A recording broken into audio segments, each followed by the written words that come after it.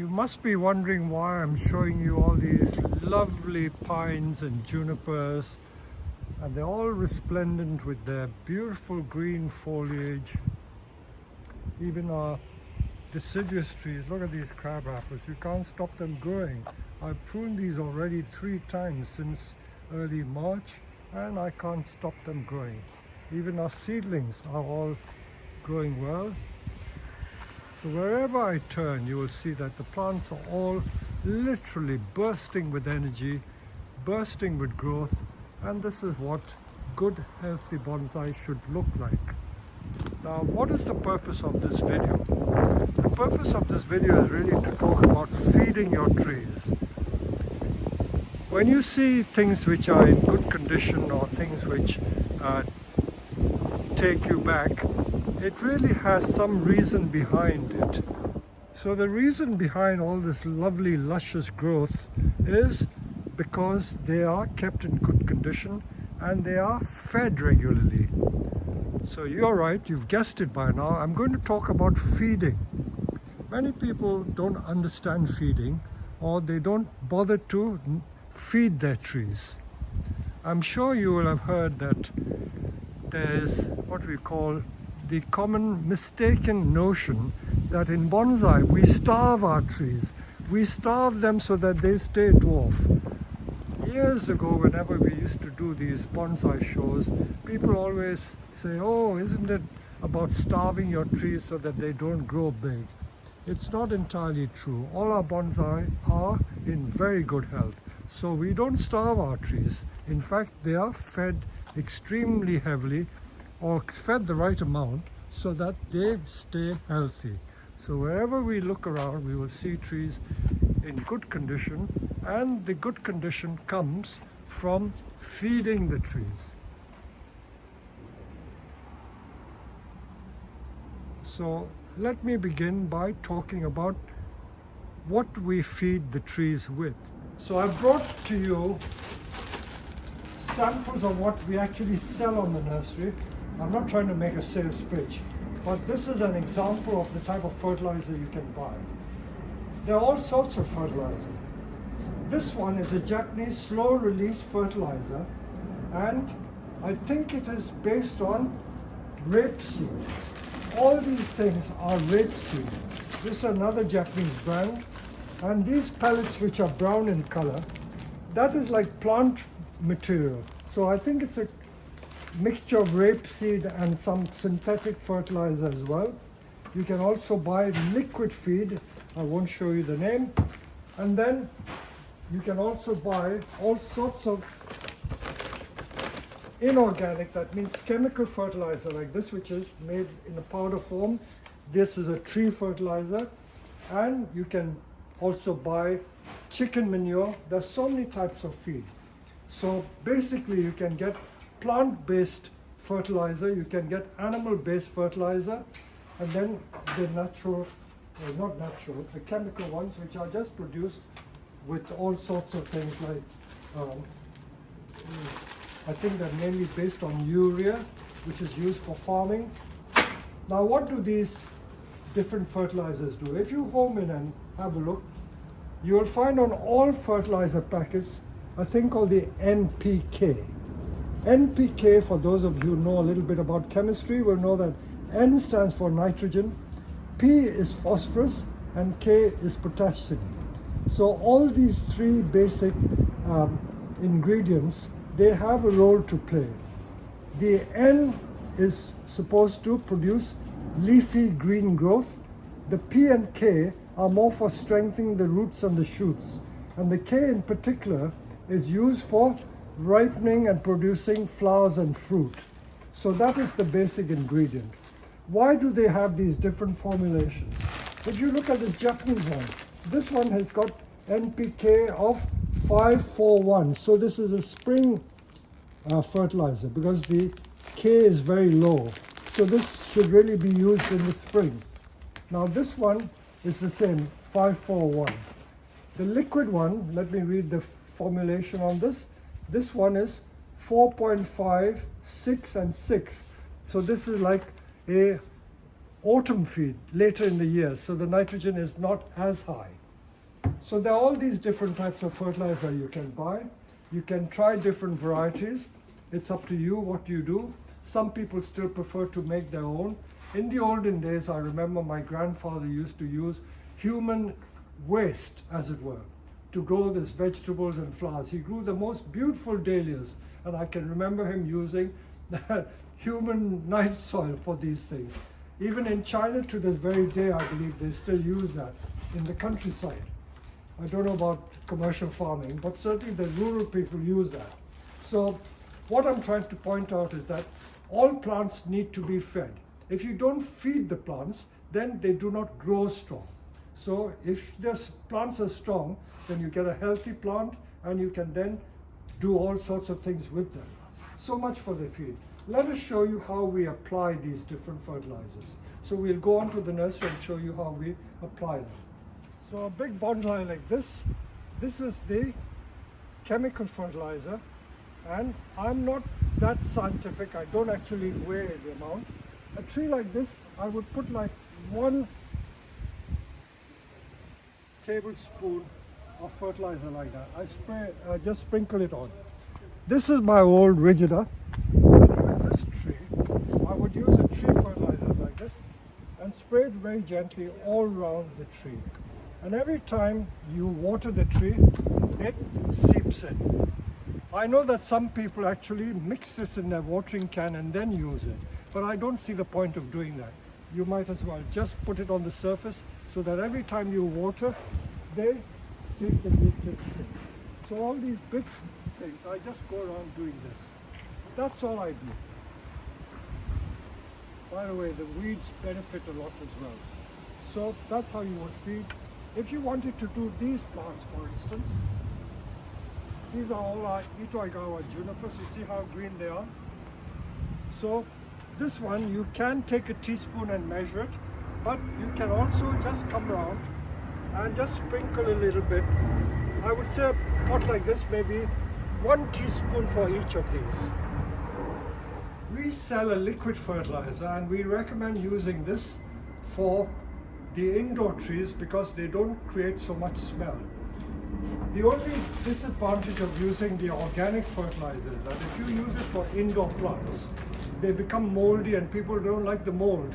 And sometimes they attract little worms and insects which people are squeamish about, so they don't like the look of worms. I don't know why they're squeamish, but this is the fact. So if you don't like to use that, then maybe use the liquid. Although I don't think the liquid is as good as this. This is only my point of view. Some people may disagree with me. Now, how do you use it? You don't use it neat. There is a dilution rate. If you read carefully, it says here you use 5 ml or 1 capful for 1 liter. So, this is the capful here, and this drinks bottle is 750 ml. This is 3/4 liter. So you've just got to be a bit approximate and careful. So maybe not fully 5 ml, little less than 5 ml. Mix it in an empty bottle like this and put water, and then use this to water. I couldn't be more practical than this. You don't have to be that scientific. Many of these things are done approximately. And if you have a big watering can, you've got to be careful because I don't know how many liters that holds. But even if you just mixed it, say 2 or 3 capfuls, you wouldn't go far wrong. As I say, you don't have to be absolutely accurate. But what you mustn't do is use it neat. That would be wasting. The other little tip I would give you when you use a liquid feed or when you use any feed, I am very careful in not wasting anything. I either stand it in a bucket or a large tray without holes, and every time the fertilizer goes through the pot, it gets collected in the receptacle and I can use it again. So that is one way of recycling your fertilizer. So we're going to show you for some of the more established bonsai. I'll ask Matthew here to show you how we use these fertilizer baskets. Many of you will be wondering what these are. So these fertilizer baskets have a very specific purpose. So I'll ask Matthew to show us how we do this. So I'm going to ask Matthew here to show you what he's doing with these little fertilizer baskets. So tell us what you've done there.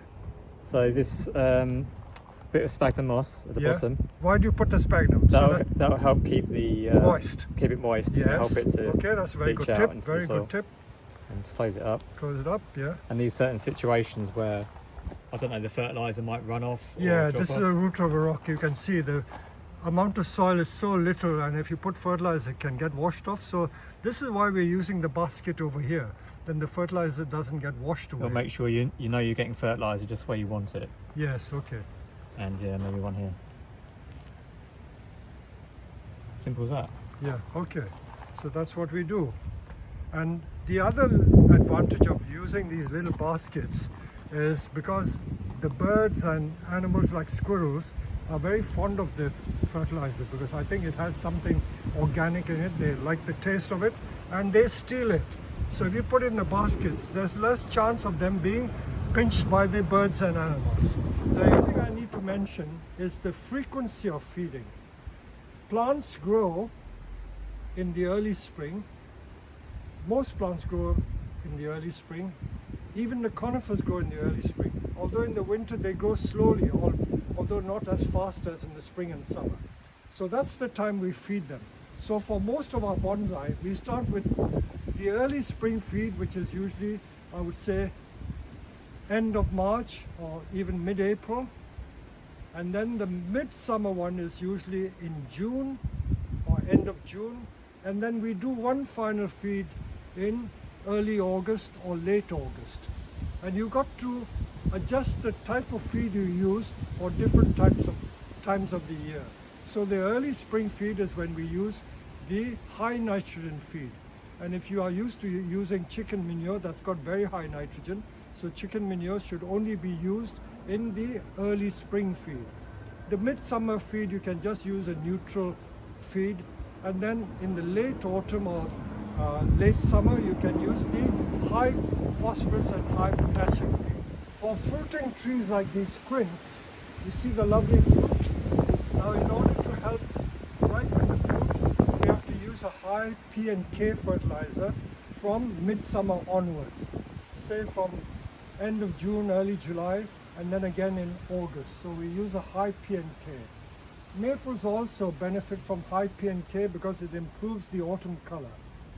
I do not like using any fertilizer that does not have nitrogen. You may have come across a fertilizer, some people have used it, which has got zero nitrogen. I do not advocate that, because if you have zero nitrogen, the plants will turn yellow.